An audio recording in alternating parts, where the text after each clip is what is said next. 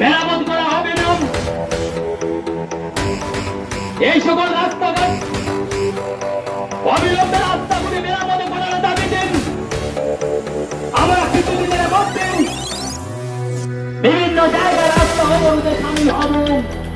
বেহাল অবস্থা, একজন অসুস্থ রোগীকে নিয়ে যদি হাসপাতালে আসতে হয়, যে রোগী ততটুকু অসুস্থ ছিলেন তার উপর থেকে পদক্ষেপা পর্যন্ত করতে করতে এর সাধারণ বড়ভাবে জমি দাঁড়িয়ে চলবে না।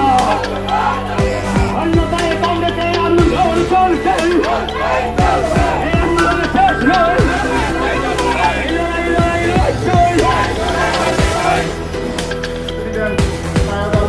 যুব কংগ্রেসের সভাপতি দিলওয়ার হোসেন, আপনারা ভিতরে যান।